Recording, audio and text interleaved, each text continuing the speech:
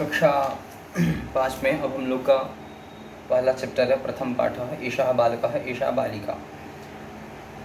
तो हम लोगों ने अभी तक वंदना देख लिया और वर्णमाला के सारे रूपों को देख लिया, उसके भेद सारे देख लिए, उसके सारे अंतर्गत जो भी स्वर व्यंजन है और विसर्ग अनुस्वार इत्यादि रूपों को देखा, और आकार अधिकार शब्द वर्ण विच्छेद और वर्ण संयोजन भी हम लोगों ने कंप्लीट कर लिया है। इसी क्रम में अब आगे बढ़ते हुए हमारा पेज नंबर 9 पर आता है अगला चैप्टर, अगला लेसन। इसका नाम है एषः बालकः एषा बालिका। तो बोले कि प्रथम पाठ, प्रथम माने होता है पहला। किताब से ही देखते चलें, ज़्यादा बेटर हो। बोले कि किताब का पहला पाठ है हमारा, प्रथमः पाठः ऐसा शब्द लिखा हुआ है, प्रयुक्त किया है। जो शब्द प्रयोग करते हैं ना वो सारे, देखिए संस्कृत हम लोग पढ़ रहे हैं, संस्कृत कई शब्दों का प्रयोग किया हुआ है। तो इसमें समझना पड़ेगा कि शब्दों का क्या अर्थ है, क्योंकि संस्कृत तो इससे पहले कभी पढ़ा नहीं। जब शुरुआत में पढ़ रहे हैं तो हर एक शब्द जो किताब में यूज़ हो रहे हैं, कहीं भी लिखा हो, वह शब्द का हमको अर्थ समझ में आना चाहिए कि किताब में क्या कह रहा है, क्या चीज़ें बता रहा है। हर चीज़ का, हर शब्द का एक अर्थ समझ में आना ज़रूर चाहिए, कुछ भी छूटे ना, इस उद्देश्य से। तो बोले कि प्रथमः पाठः ऐसा शब्द का प्रयोग किया। तो बोले कि प्रथमः, प्रथम शब्द का मतलब होता है पहला। प्रथमः शब्द का है हिंदी अर्थ पहला, और पाठः माने पाठ, लेसन। तो प्रथमः और पाठः दोनों शब्द में क्या लगा हुआ है हमारा, विसर्ग शब्द के अंत में लगा हुआ है। तो संस्कृत में पुल्लिंगवाची, स्त्रीलिंगवाची या नपुंसकलिंगवाची शब्द हो तो उसमें जैसा शब्द होता है वैसे शब्द का प्रयोग करते हुए बताते हैं। तो पाठः शब्द में प्रथमा विभक्ति हो गई और पाठः विसर्ग लग गया, और प्रथमा शब्द का हिंदी अर्थ होता है पहला। तो प्रथम माने पहला, फर्स्ट, और पाठ शब्द का मतलब हुआ लेसन।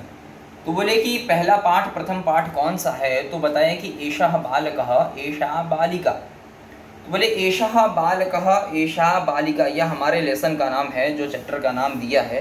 चैप्टर के नाम से ही हमको पता चल जा रहा है, बात साफ साफ हो जाती है, समझ में आता है कि हम लोग अब इस लेसन में एषः बालकः और एषा बालिका के बारे में पढ़ेंगे, जानेंगे। तो बोले एषः बालकः, यह एषः शब्द क्या है, क्रम से हर एक चीज़ को, शब्द को, अर्थ को समझते हुए चलें।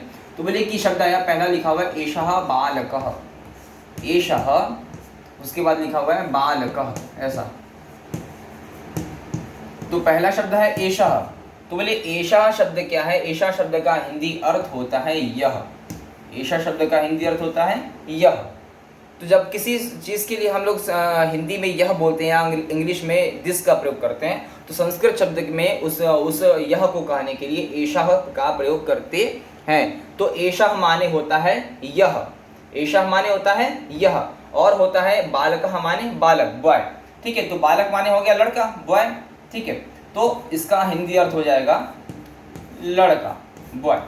तो बोले कि बालक शब्द का हिंदी अर्थ होता है लड़का, और एषः माने हो गया यह। तो हम लोग यह बालक और इसी का विपरीत कर दिया, बदल दिया, तो बन गया एषः का बन गया एषा। शब्द जब विपरीत हो गया, बदल गया, तो बन गया एषा, और बालक का विपरीत हो गया, बदल गया, तो बन गया बालिका। तो बोले कि हम लोग इस लेसन में, पाठ में किसके बारे में जानेंगे। तो बोले कि दो भेद हमारे पास प्रयुक्त किए गए हैं, दो यूज किए जा रहे हैं। तो बोले एषः बालकः और दूसरा है एषा बालिका। तो बोले कि एषा शब्द का हिंदी अर्थ होता है यह। जब एषः विसर्ग लगा हुआ है, एषा शब्द का हिंदी अर्थ होता है यह, तो यहाँ पे एषा एक नया शब्द कैसे आ गया। तो बोले कि एषा शब्द का भी हिंदी अर्थ होता है यह, एषा शब्द का भी हिंदी अर्थ होता है यह, लेकिन फर्क बस इतना है कि एषा शब्द हमेशा प्रयोग करेंगे पुल्लिंग के लिए, अर्थात किसी लड़के के लिए, पुरुष के लिए, बॉय के लिए प्रयुक्त करते हैं। एषा शब्द का हिंदी अर्थ होगा यह। एषा शब्द प्रयोग किया जाएगा किसी पुल्लिंग के लिए, बॉय के लिए, पुरुष के लिए, लड़के के लिए, और इसी का ठीक विपरीत विलोम हो जाता है, जैसे लड़का का विलोम हो जाएगा लड़की। तो बोले कि एषा का विलोम हो गया एषा, अर्थात यह शब्द का प्रयोग, यह लड़का, यह लड़की जब हमको बोलना, तो यह लड़के के बारे में तो एषा बोलेंगे, जब यह लड़की बोलना हो तो यह का संस्कृत हो जाएगा एषा। तो एषा शब्द पुल्लिंगवाची हो गया, एषा बोलने से किसी बॉय के बारे में, लड़के के बारे में पता चलेगा, और एषा शब्द बोलने से किसी लड़की या स्त्री या किसी गर्ल के बारे में पता चलेगा।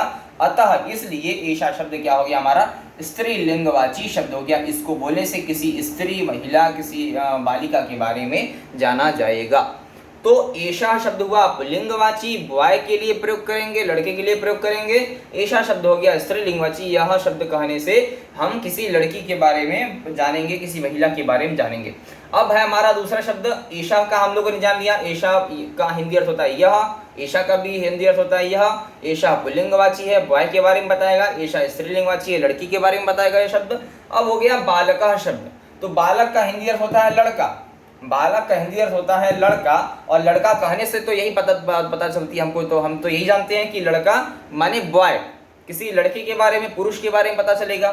तो बालका शब्द क्या हो गया पुल्लिंगवाची, तो बालका शब्द भी हमारा क्या हो गया पुल्लिंगवाची हो गया, अर्थात बॉय शब्द जो बालका शब्द है पुल्लिंगवाची। तो जब भी हम बालका शब्द प्रयोग करेंगे तो हमेशा सिर्फ वो लड़के के लिए, बॉय के लिए, किसी पुरुष के लिए, किसी आदमी के लिए प्रयोग करेंगे। लेकिन ठीक इसी का विलोम हो गया, विपरीत हो गया, तो बोले बालिका, बालक का विलोम शब्द क्या बनेगा बालिका, तो बोले कि बालिका शब्द क्या है स्त्रीलिंगवाची, अर्थात इसका हिंदी अर्थ होगा लड़की। तो बालिका शब्द कहने से किसी लड़की के बारे में, किसी महिला के बारे में, किसी स्त्री के बारे में पता चलेगा, अतः इसलिए यह शब्द क्या होगा, ये भी स्त्रीलिंगवाची हो गया। तो बालिका शब्द क्या हुआ स्त्रीलिंगवाची हो गया, बाल का शब्द हमारा लड़का हो गया तो पुल्लिंगवाची हो गया। तो एषः बालकः, फिर बोले एषा बालिका। तो हम लोग सामान्य रूप से यह शब्द का दिस का प्रयोग करते हुए पुरुष और स्त्री दोनों के बारे में समान रूप से इस लेसन में हम लोग चर्चा करेंगे, जानेंगे। इसी नाते हमने एषः बालकः और एषा बालिका को आसानी से आपको समझाने का प्रयास किया है। इस प्रकार से जो हम लोग देखें कि एषः बालिका यह लड़का और एषा बालिका यह लड़की, तो एषा बालिका यह लड़का, एषा बालिका यह लड़की, यह और बालक के लिए, बालिका के लिए कैसे भिन्न भिन्न प्रयोग होता है, अलग अलग प्रयोग होता है, कैसे कैसे यूज करते हैं, इसको हम लोग जानेंगे, समझेंगे इस लेसन में, अध्याय में।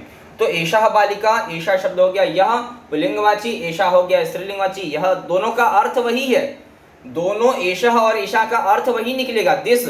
इसका अंग्रेजी में अगर मीनिंग किया जाए तो इसका अंग्रेजी में मीनिंग यही निकलेगा THIS दिस, वही निकलेगा, इसका भी वही निकलेगा THIS दिस, वही वर्ड मीनिंग होगा दोनों का। लेकिन यह पुल्लिंग के लिए, बॉय के लिए प्रयोग होगा और ये हो जाएगा हमारा गर्ल के लिए प्रयोग करेंगे, बस इतना सा फर्क है। शब्द का अर्थ वही है, लेकिन लड़के के लिए कुछ अलग शब्द प्रयोग किया जाएगा और लड़की के लिए कुछ अलग शब्द का हम लोग प्रयोग करेंगे। तो यह हो गया बालक और बालिका के अंतर का भेद।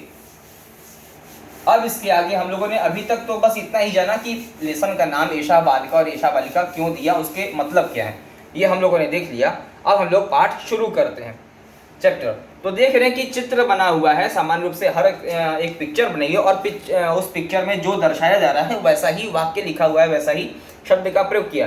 तो देख रहे हैं कि पहला चित्र में एक लड़का, एक नन्हा सा बालक दिख रहा है, बॉय दिख रहा है, लड़का दिख रहा है। तो उसके नीचे लिखा कि एषः माने यह, एषः माने यह, बॉय लड़का, जो एषा शब्द था हिंदी अर्थ वाला, तो एषा, यह जो एषा शब्द क्या हुआ पुल्लिंगवाची हो गया।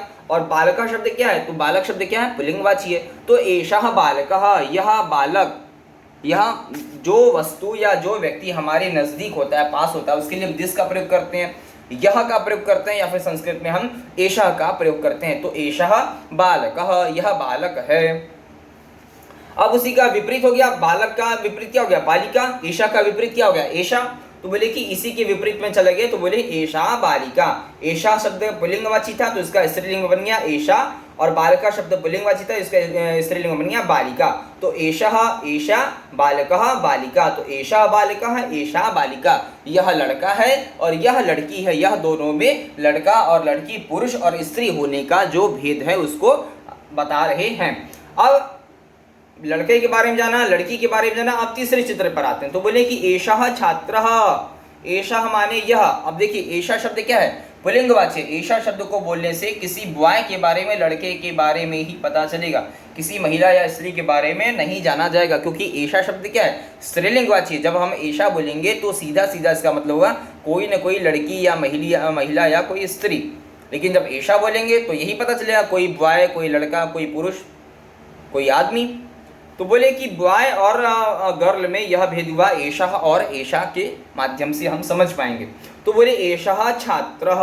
अब अगला शब्द हमारा नया आया, शब्द एक नया शब्द आया, बोले छात्रः। तो ये जो छात्र शब्द है इसका लिखा हुआ है छात्र, लिखा हुआ है एषः छात्र। तो एषा हम लोग जान चुके हैं, एषा का हिंदी अर्थ होता है यह, एषा का मतलब होता है यह, और छात्र माने होता है विद्यार्थी या स्टूडेंट। ठीक है, तो छात्र का अर्थ हो गया विद्यार्थी या स्टूडेंट। तो बोले कि छात्र शब्द का हिंदी अर्थ होगा विद्यार्थी, स्टूडेंट, जो पढ़ाई करने वाला छात्र हो, पढ़ने वाला अध्ययनरत विद्यार्थी हो। तो बोले एषः, यह जो दिखाई दे रहा है पुस्तक में, जो आप देख रहे हैं, पीठ पर बस्ता लिए हुए, बैग लिए हुए, विद्यालय का ड्रेस पहने हुए जो जा रहा है बालक, वह एषः, यह जो है, यह कौन है? छात्र, यह विद्यार्थी है।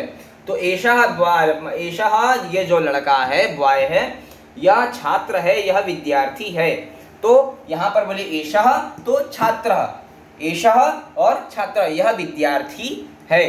तो एषः छात्र है, एषः शब्द पुल्लिंग के लिए प्रयोग किया, बॉय के लिए, बॉय लड़का है, तो छात्र शब्द क्या हो गया? पुल्लिंगवाची हो गया। ठीक है, अब इसी में एक बात और समझ ले अतिरिक्त से, अलग से, कि छात्र शब्द पुल्लिंगवाची है। छात्र कहने से किसी बॉय या लड़के विद्यार्थी के बारे में पता, किसी बॉय विद्यार्थी के बारे में, लड़का विद्यार्थी के बारे में पता चलेगा। लेकिन इसी छात्र शब्द का विपरीत कर देंगे तो बन जाता है छात्रा, इसी का ठीक विपरीत बन जाता है छात्रा। तो छात्रा करने से किसी गर्ल स्टूडेंट के बारे में पता चलेगा, किसी लड़की विद्यार्थी के बारे में पता चलेगा, और छात्रा करने से किसी बॉय यानी लड़के विद्यार्थी के बारे में पता चलेगा। तो छात्र शब्द हमारा क्या हो गया?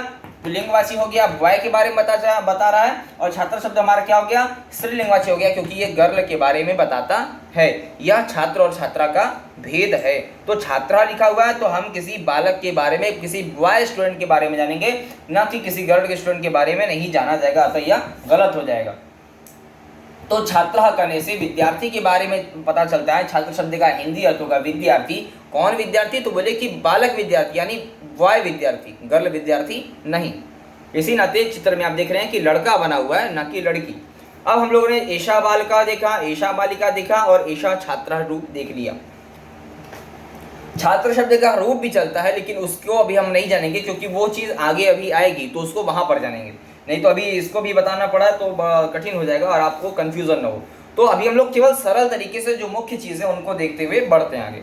अब हम लोगों ने देखा एक भवन बना हुआ है, भवन बना हुआ है जिसका नाम है विद्यालय, अर्थात यह विद्यालय है, पढ़ने का स्थान है, विद्या अध्ययन करने का स्थान है, तो बन गया विद्यालय।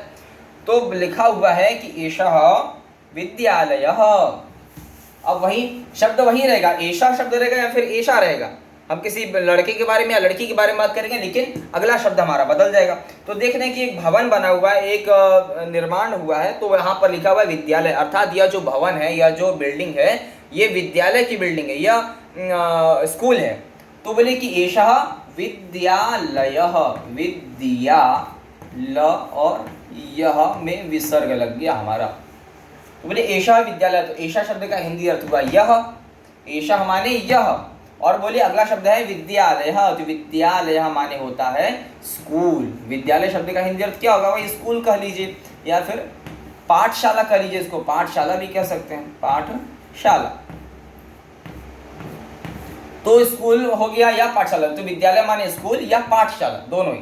तो बोले कि एषः विद्यालयः, एषः माने यह, तो बोले यह कौन है जो दिखाई दे रहा है, बिल्डिंग दिखाई दे रही, भवन दिखाई दे रहा है, यह कौन सा भवन है, किस चीज का भवन है? तो बोले एषः विद्यालयः, यह कौन सा भवन है? तो बोले विद्यालय का भवन है, यह स्कूल का भवन है, यह पाठशाला का भवन है। तो यह पाठशाला, यहाँ पर विद्यार्थी पढ़ते हैं, अध्ययन करते हैं। तो पाठशाला और विद्यालय, तो बोले विद्यालय जो शब्द है ना, इस विद्यालय शब्द में दो शब्द, इस विद्यालय शब्द को दो शब्दों ने मिलकर बनाया। कौन कौन से वो शब्द हैं, जरा इसको भी देखें। तो पहला, इस विद्यालय शब्द में दो शब्द जुड़े हुए हैं। विद्यालय शब्द में दो शब्द हैं, कौन कौन सा पहला शब्द है? तो पहला है विद्या, पहला है विद्या, और दूसरा शब्द है हमारा, प्लस कर दिए, दूसरा शब्द हमारा हो गया आलय। तो बोले विद्या शब्द का हिंदी अर्थ होता है पढ़ाई, विद्या शब्द का हिंदी अर्थ क्या होता है? पढ़ना, विद्या, नॉलेज। और बोले आलय, आलय शब्द का हिंदी अर्थ होता है स्थान, ऐसा प्लेस, ऐसा स्थान, ऐसी जगह या ऐसा प्लेस। बोले कि ऐसा आलय, ऐसा स्थान, ऐसी जगह जहाँ पर लोग या विद्यार्थी या छात्र, स्टूडेंट विद्या ग्रहण करते हो, विद्या सीखते हो, पढ़ते हो, पढ़ाई करते हो, अध्ययन करते हो, तो उसको बोला जाएगा विद्यालय। तो विद्या और आलय शब्द मिल गया तो बन गया विद्यालय। तो पहला शब्द है विद्या, दूसरा शब्द है आलय। तो आलय माने होता है स्थान या प्लेस या जगह, और कौन सा जगह, तो बोले विद्या अध्ययन करने का, विद्या पढ़ने का, विद्या को जानने का, विद्या ग्रहण करने का ऐसा स्थान तो कहलाएगा विद्यालय। उसी विद्यालय को हम पाठशाला कहते हैं या फिर स्कूल भी कहते हैं। तो बोले कि यह कौन सा आलय है, कौन सा स्थान, तो बोले विद्या का आलय है, ये पढ़ने का स्थान है, यह पाठशाला है। तो पाठशाला का हम लोग प्रयोग किए, एषः विद्यालय है, तो यह, एषः माने यह, विद्यालय माने स्कूल, पाठशाला इत्यादि। अब अगला चित्र आया, तो अगले चित्र में दिखा रहे हैं कि एक छात्र, अभी तक हम लोग देख रहे थे कि एक लड़का छात्र पढ़ने जा रहा है विद्यालय को। अब देखिए कि एक उसी विद्यालय में अब एक छात्रा लड़की भी पढ़ने जा रही है, वैसा ही ड्रेस पहनी है, वैसा ही बैग लिया हुआ है। तो अब अगला हम लोग रूप देखते हैं। तो अभी तक हम लोग वाय के बारे में छात्रा, एषः छात्रा देख रहे थे, फिर विद्यालय, देखिए उस विद्यालय में जाते हैं पढ़ने के लिए छात्र और छात्रा। अब अगला रूप क्या हुआ इसमें, तो अगला है हमारा एषा छात्रा। तो एषा का हम लोग देखें, एषा का अर्थ था यह। अब उसी के बाद अगला शब्द हमारा आ गया है छात्रा।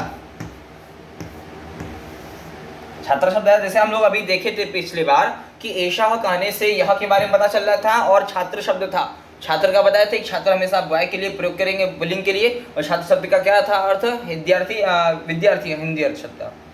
तो अगला शब्द हमारा आया, इसके बाद विद्यालय के बारे में जाना, एषा विद्यालय है, यह विद्यालय है। अब उसी के बाद हम लोग देख रहे हैं एषा छात्रा। तो बोले एषा शब्द कहने से यह के बारे में पता चलता है, यह बताता है पुल्लिंग के बारे में, लेकिन यहाँ पे हमारा शब्द है छात्रा। तो छात्रा शब्द स्त्रीलिंग के बारे में बता रहा है और एषा शब्द पुल्लिंग के बारे में बता रहा है, तो कुछ मिसमैच हो जा रहा है, क्योंकि ये पुल्लिंग की बात कर रहा है, ये बॉय की बात कर रहा है, लड़के की बात करता है, और ये स्त्री के बारे में, लड़की के बारे में, गर्ल के बारे में बात कर रहा है। तो इसके लिए इस शब्द को जब ठीक करेंगे, इसके अनुसार इस शब्द को बनाएंगे, तो यहाँ पर इसका रूप परिवर्तित होके बन जाएगा एषः। जो विसर्ग था वह एषः की जगह हमारा शुद्ध अगला शब्द आ जाएगा, बन जाएगा आ की मात्रा लग जाएगी, तो बन गया एषा। अब यही एषा शब्द हमारा क्या बताएगा, हिंदी अर्थ होगा यह, और लेकिन इसके जगह हमारा शब्द यह किसके बारे में बताएगा, तो बोले यह पुल्लिंग के जगह अब स्त्रीलिंग की बात करेगा, अर्थात किसी स्त्री के बारे में, लड़की के बारे में, महिला के बारे में यह शब्द हमको अर्थ बताएगा। तो एषा कहने से इस एषा शब्द का अर्थ हुआ हिंदी में यह, स्त्रीलिंग के लिए प्रयोग करते हैं, गर्ल के लिए प्रयोग करते हैं, और अगला शब्द है छात्रा। तो छात्रा का भी अर्थ क्या होगा, विद्यार्थी होगा। छात्रा शब्द का हिंदी अर्थ होगा विद्यार्थी, लेकिन ये जो विद्यार्थी शब्द है, जो छात्रा शब्द है, ये किसके लिए प्रयोग करते हैं, तो ये करते हैं हमारा गर्ल के लिए, ठीक है, वुमेन के लिए। तो छात्रा शब्द का हम प्रयोग किए गर्ल के लिए, लड़की विद्यार्थी के लिए। तो छात्रा शब्द क्या अर्थ हुआ, विद्यार्थी, लेकिन कैसी, तो बोलेगी गर्ल माने स्त्रीत्ववाची हो, स्त्री के बारे में बताता हो, महिला के बारे में बताता हो, गर्ल के बारे में बताता हो। तो छात्र शब्द का अर्थ था विद्यार्थी, और इसी छात्र शब्द का विलोम हो गया तो बन गया छात्रा। छात्रा माने विद्यार्थी, लेकिन कैसा, तो भले ही गर्ल विद्यार्थी, लड़की विद्यार्थी के बारे में प्रयुक्त करते हैं। तो छात्रा कहने से हमेशा गर्ल विद्यार्थी के बारे में पता चलेगा, और छात्र कहने से बॉय विद्यार्थी के बारे में पता चलता है। एषा कहने से स्त्री के बारे में पता चलेगा यह, तो बोले एषा छात्रा, यह लड़की छात्रा है, लड़की विद्यार्थी है, गर्ल विद्यार्थी है, यह इसका हिंदी अर्थ होगा। अब अगला क्रम देख रहे हैं, एषा अध्यापिका। एषा शब्द का प्रयोग किया, एषा शब्द हमें स्त्री के बारे में बताता है। यह देख भी रहे हैं कि पढ़ाने वाली अध्यापिकाएं स्त्री हैं, पुरुष नहीं है। तो बोले कि एषा शब्द का प्रयोग किया स्त्रीत्ववाची में, और अगला नया शब्द आया हमारा, वह शब्द है अध्यापिका। शब्द है अ, आधा ध, य पर आ की मात्रा, प पर छोटी की मात्रा, और अगला शब्द है क पर आ की मात्रा, अध्यापिका, यह शब्द है। तो बोले अध्यापिका शब्द है स्त्रीलिंगवाची। अध्यापिका माने होता है शिक्षिका या टीचर, ठीक है, शिक्षिका या टीचर ऐसा कह लीजिए, या फिर टीचर कह सकते हैं, तो भी अर्थ आप प्रयोग करें। तो बोले कि अध्यापिका कहने से शिक्षिका के बारे में या टीचर के बारे में, अर्थात अध्यापिका शब्द क्या है हमारा, स्त्रीलिंगवाची है। अध्यापिका कहने से हमेशा स्त्री यानी महिला शिक्षिका के बारे में पता चलेगा, महिला टीचर के बारे में पता चलेगा, महिला शिक्षिका के बारे में पता चलेगा। लेकिन इसी अध्यापिका शब्द का हम विलोम कर दें तो बन जाएगा अध्यापक। अध्यापक माने पुरुष शिक्षक या पुरुष टीचर, लेकिन अध्यापिका शब्द क्या है, शिक्षक के बारे में बताता है, टीचर के बारे में बताता है, लेकिन वो कैसा होना चाहिए? बोले स्त्रीत्ववाची, वह महिला के बारे में बताता है, अर्थात किसी स्त्री महिला के बारे में, शिक्षिका के बारे में, अध्यापिका के बारे में बताता है। तो एषा शब्द क्या है? स्त्रीलिंगवाची है। एषा शब्द का हिंदी अर्थ होता है यह। तो बोले यह जो स्त्रीवाची है वह कौन है?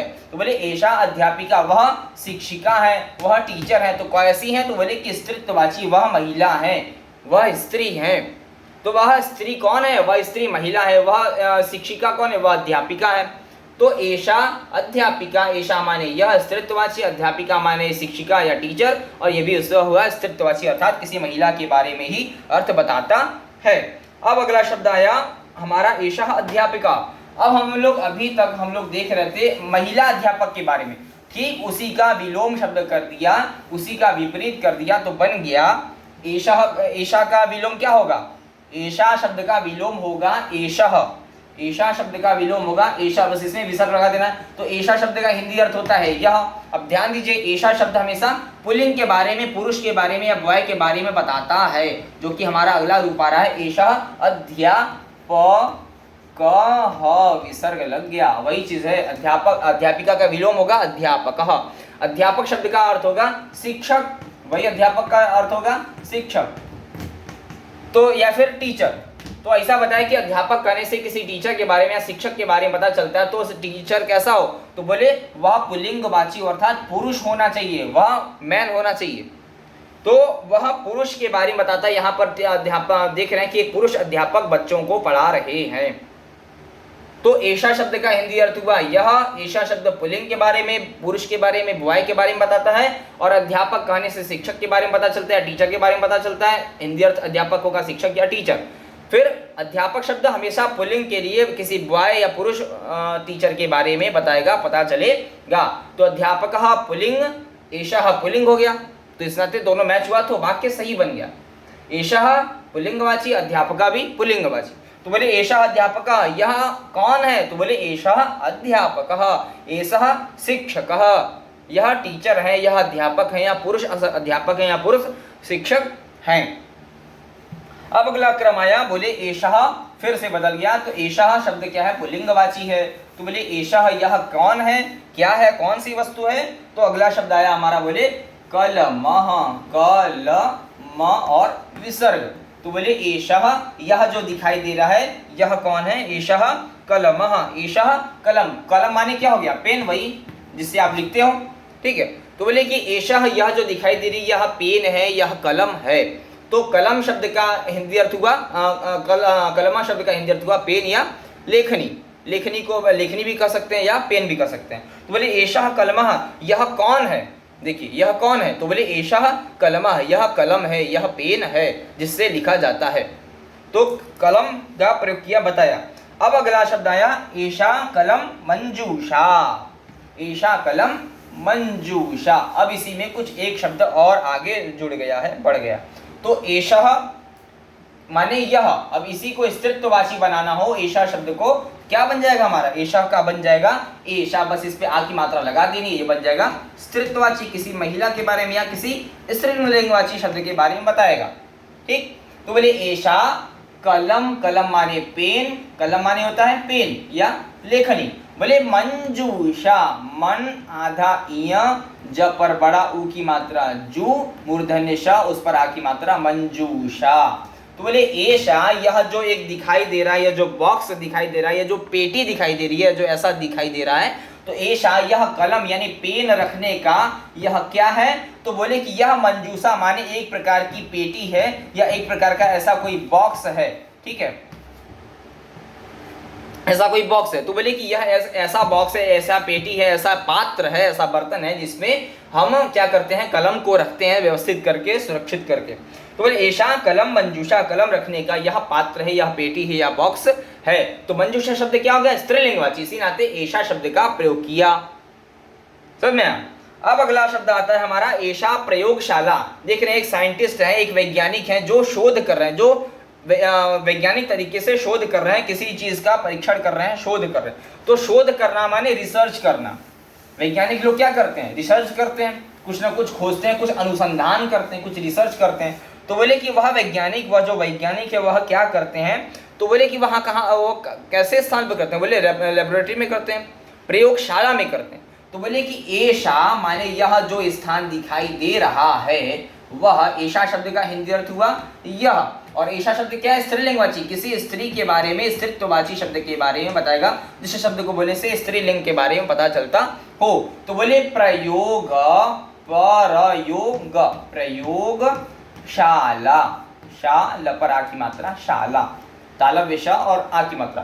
तो एषा यह जो दिखाई दे रहा है, यह स्त्रीत्ववाची है जो स्थान है, बोले प्रयोगशाला, प्रयोग माने यूज किया जाने वाला या फिर रिसर्च किया जाने वाला ऐसा स्थान। तो बोले शाला, शाला शब्द का हिंदी अर्थ होता है स्थान और प्लेस। तो शाला शब्द का हिंदी अर्थ होता है स्थान या प्लेस। तो बोले ऐसी शाला, ऐसा स्थान या ऐसा प्लेस जहां पर कुछ प्रयोग किया जाता हो, यानी किन्हीं चीजों को आपस में मिलाकर रिसर्च किया जाता हो, अनुसंधान किया जाता हो, खोज किया जाता हो या परीक्षण किया जाता हो, तो ऐसे स्थान को कहते हैं प्रयोगशाला। जहां पर अनेक प्रकार के प्रयोग आजमाए जाते हो, किए जाते हो, ऐसे स्थान को प्रयोगशाला कहेंगे। और ध्यान देने वाली बात यह है कि यहाँ पर एषा शब्द का प्रयोग किया। एषा हमें स्त्रीत्व के बारे में बताता है, स्त्रीत्ववाची, स्त्रीलिंगवाची शब्द है। तो बोले कि इनमें से कौन सा ऐसा शब्द है कि ये भी स्त्रीत्व वाला बन गया? यहाँ पे एषा क्यों नहीं प्रयोग किए, एषा ही क्यों प्रयोग किए? तो बोले कि यहाँ पर जो प्रयोग के बाद शाला शब्द आ रहा है ना, एषा पर ल पर आ की मात्रा प्रयोग किया है। तो ल पर आ की मात्रा है तो आकारांत शब्द है, और ये शाला शब्द क्या है? स्त्रीत्ववाची। शाला शब्द कहने से किसी स्त्री के बारे में पता चलता है, स्त्रीत्ववाची शब्द है, इसको कहने से स्त्रीत्व के बारे में पता चलता है। अतः शाला शब्द क्या हुआ? स्त्रीत्ववाची है, इसी नाते यहाँ पर एषा शब्द का प्रयोग किया। तो एषा शब्द स्त्रीत्ववाची है और प्रयोगशाला शब्द भी क्या हो गया? स्त्रीत्ववाची हो गया, इसी नाते एषा प्रयोगशाला कहा जाएगा। एषा प्रयोगशाला ही कहना उचित होगा। अगर आप एषा और प्रयोगशाला कहेंगे तो यह वाक्य गलत हो जाएगा, यह सही नहीं होगा, क्योंकि एषा शब्द पुल्लिंग के बारे में बताता है और प्रयोगशाला शब्द स्त्रीलिंगवाची है। जब आप पहला शब्द स्त्रीलिंग का प्रयोग करें तो दूसरा वाला शब्द भी स्त्रीलिंग का ही होना चाहिए, तभी वो मैच खाते हैं, तभी वाक्य शुद्ध बनता है, सही बनता है। अब अगला क्रम आया, बोले एषः जनकः। एषा शब्द के बारे में पता चलेगा। अब इसके बाद एक नया शब्द आया, बोले एषः, यही आ की मात्रा को हटाकर बस दो बिंदुएं लगा देंगे जो विसर्ग कहलाएगी। तो एषा शब्द क्या आ गया? एषा शब्द का हिंदी अर्थ हुआ यह। किसके लिए प्रयोग करेंगे? पुल्लिंग के लिए या फिर किसी व्यक्ति पुरुष के लिए। तो बोले जनकः, जनक शब्द है, जनक और विसर्ग। तो जनक शब्द का हिंदी अर्थ होता है पिता। जनक शब्द का हिंदी अर्थ होता है, मतलब होता है पिता। जनकः माने पिता। तो जनक शब्द का हिंदी अर्थ होता है पिता। तो बोले यह पिता, यह एषः कः, यह कौन है? तो बोले एषः जनकः, यह जो पुल्लिंग है, जो पुरुष दिखाई दे रहे हैं, यह पिता हैं, यह फादर हैं। तो बोले एषः पिता, एषः फादर। तो बोले एषः, यह जो दिखाई दे रहे हैं पुरुष, देख रहे हैं चित्र में पुरुष बना हुआ है। तो बोले एषः जनकः, यह कौन है? तो यह पिता है। तो जनक कहने से पिता के बारे में पता चलता है। पिता कौन हो सकता है? कोई पुरुष होगा, कोई मेल होगा। तो बोले कि एषा पिता, तो पिता शब्द क्या हुआ? पुल्लिंगवाची, अर्थात पिता शब्द को बोलने से किसी पुरुष के बारे में पता चलता है, किसी व्यक्ति के बारे में पता चलता है, किसी महिला के बारे में नहीं जाना जाएगा।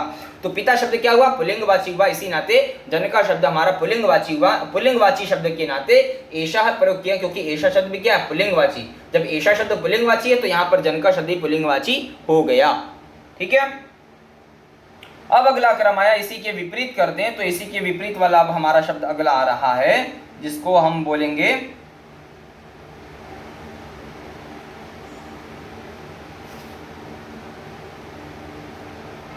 जिसके लिए नए शब्द का प्रयोग किया, वह अगला रूप है हमारा। अब किताब में देखिए अगला रूप आया, बोले एषा अम्बा। एषा शब्द का हिंदी अर्थ होगा यह, लेकिन एषा शब्द स्त्री के लिए प्रयोग करते हैं, किसी लड़की महिला के लिए प्रयोग करते हैं, गर्ल के लिए प्रयोग करते हैं। तो एषा क्या है? अम्बा, अ आधा म ब और उस पर आ की मात्रा। तो अम्बा, अम्बा शब्द का हिंदी अर्थ होता है माता, माता, मदर। तो बोले कि अम्बा का हिंदी अर्थ होता है माता। तो यह कौन है? हमारी माता है। तो माता शब्द क्या है? स्त्रीत्ववाची है। माता कहने से किसी महिला के बारे में, किसी स्त्री के बारे में पता चलेगा। अतः माता शब्द, अम्बा शब्द स्त्रीलिंगवाची हो गया। तो इसी के नाते अम्बा मातृत्व के बारे में बताता है, स्त्रीलिंग के बारे में बताता है। तो इसी के नाते यहाँ पर एषा के जगह एषा हो गया, क्योंकि एषा शब्द का अर्थ होगा यह, और यह स्त्रीलिंग के बारे में बताता है, प्रयोग किया जाता है। तो अम्बा शब्द स्त्रीलिंगवाची है, इसी नाते एषा शब्द भी स्त्रीलिंगवाची प्रयोग किया गया। तब यह रूप सही बना। तो एषः जनकः, यह जनक है, पिता है, पुरुषवाची हो गया। और इसी का विपरीत करते, विलोम करते तो एषा अम्बा, यह माता है, दोनों शब्द स्त्रीलिंगवाची हो गए। तो अम्बा कहने से माँ के बारे में पता चलता है और जनकः कहने से पिता के बारे में पता चलता है। अब पेज टर्न करें और अगला क्रम आया पेज नंबर 10 पर। पेज नंबर 10 पे अब बता रहे हैं कि एषः वैद्यः। अब एक नया शब्द आया फिर से, वह शब्द है हमारा एषः। एषः माने यह, इसका हिंदी अर्थ होगा यह, और इस एषः प्रयोग करते हैं पुल्लिंग के लिए, किसी पुरुष के लिए, बॉय के लिए प्रयोग करते हैं। तो एषः कौन, यह पुरुष कौन है, यह बॉय कौन है, तो बोले वैद्यः, वह पर ऐ की मात्रा द्यः, द्य का प्रयोग किया और विसर्ग लगा दिया तो वैद्यः ऐसा बन गया। तो बोले एषः वैद्यः, वैद्य माने होता है चिकित्सक, वैद्य माने चिकित्सक जो डॉक्टर हो, ठीक है। तो वैद्य माने चिकित्सक या डॉक्टर। तो ऐसे डॉक्टर जो कौन है, वह पुरुष डॉक्टर हैं, यानी कि महिला डॉक्टर नहीं है। तो बोले कि देखिए चित्र बना हुआ पुरुष डॉक्टर है, पुरुष चिकित्सक है। तो ऐसे वैद्य शब्द का हिंदी अर्थ होता है चिकित्सक या डॉक्टर, ठीक है, या फिर डॉक्टर। तो बोले कि ऐसे चिकित्सक या डॉक्टर जो कौन है, तो एषः माने पुरुष के बारे में, तो वैद्य शब्द बन गया पुल्लिंगवाची, क्योंकि वैद्य कहने से पुरुष डॉक्टर के बारे में, पुरुष चिकित्सक के बारे में पता चलता है। अतः एषः शब्द का हिंदी अर्थ होगा यह, और इसका हो जाएगा पुल्लिंगवाची। तो बन गया एषः माने यह कौन है, एषः कह कौन है, बोले एषः वैद्य, यह चिकित्सक है, पुरुष है, डॉक्टर है, पुरुष डॉक्टर है, महिला डॉक्टर नहीं है, इस नाते एषः शब्द का प्रयोग किया। तो एषः वैद्यः, यह पुरुष डॉक्टर है। अब अगला शब्द आया एषः मालाकारः। मालाकारः, फिर से एक नया शब्द, बोले मालाकारः। पहला शब्द है माला। माला माने तो माला आप जानते ही हैं, माला फूल जो माला इत्यादि पहनते हैं गलों में। फिर मालाकारः, कारः का देखें क्या है, बोले माला। माला माने तो आप जानते हैं एक प्रकार का विशेष फूलों का एक समूह। माला का मतलब क्या हुआ, फूलों का समूह को माला कहते हैं। फूलों के एक निश्चित बंधे हुए समूह को हम माला कहते हैं। लेकिन बोले इन फूलों के समूह को कारः माने इस कारः शब्द का हिंदी अर्थ होगा करने वाला या बनाने वाला, करने या फिर इसके अलावा दूसरा शब्द का प्रयोग कर सकते हैं। तो बोले कि बनाने वाला, बनाने वाला। तो बोले माला के फूलों के समूह से माला बनाने वाला व्यक्ति कहलाएगा मालाकारः। तो माला माने फूलों का समूह, फूलों को एक साथ गांठ कर बांध कर माला बनाने वाला। तो बोले कारः माने ऐसा काम करने वाला या बनाने वाला व्यक्ति कहलाएगा मालाकारः, जिसको आप माली भी कहते हैं या गार्डनर भी कहते हैं। तो बोले कि मालाकारः ऐसा माली जो पुरुष है। तो देख रहे हैं कि यहाँ पर उद्यान में, बगीचे में फूल को, पौधे को पानी दे रहा है, वह पुरुष है। तो एषा शब्द का हिंदी अर्थ हुआ यह, पुरुष के बारे में बताएगा। मालाकार शब्द हो गया पुल्लिंगवाची क्योंकि पुरुष है। तो मालाकार शब्द हमारा बन गया पुल्लिंगवाची क्योंकि ये पुरुष पुरुष माली के बारे में बताता है, किसी महिला मालिन के बारे में नहीं बताता है। तो माला माने हो गया फूलों का समूह, और कारा शब्द का हिंदी अर्थ हुआ माला को करने वाला या माला का निर्माण करने वाला या माला को बनाने वाला व्यक्ति, पुरुष। तो मालाकार शब्द पुल्लिंगवाची हुआ, एषा शब्द भी पुल्लिंगवाची हो गया।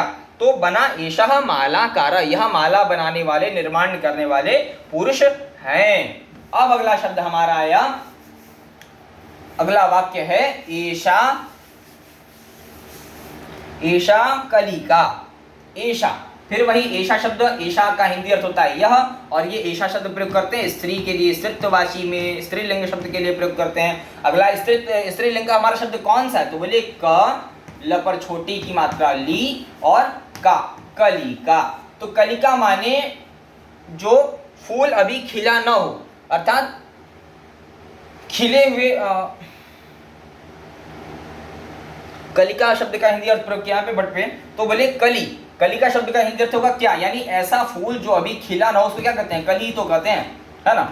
तो कलिका शब्द का हिंदी अर्थ हुआ कली, अर्थात ऐसा फूल जो अभी खिला हुआ नहीं, जब फूल के खिलने से पहले वाले रूप को, अवस्था को कली कहते हैं। तो बोले ऐसी कली जो स्त्रीलिंगवाची। तो कलिका शब्द क्या हुआ हमारा, स्त्रीलिंगवाची है, इसको कहने से स्त्रीत्व की विवक्षा हो रही है, स्त्रीत्व के बारे में पता चल रहा है। तो कलिका शब्द का अर्थ हुआ हिंदी में कली, और कलिका शब्द कैसा है, पुल्लिंगवाची, स्त्रीलिंगवाची। तो बोले स्त्रीलिंगवाची शब्द है। और एषा शब्द क्या हो गया हमारा, स्त्रीलिंगवाची हो गया। इसी तरह से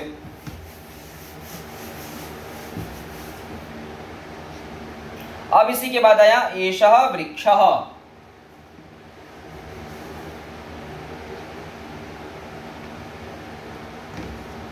एषः शब्द का हिंदी अर्थ होगा एषः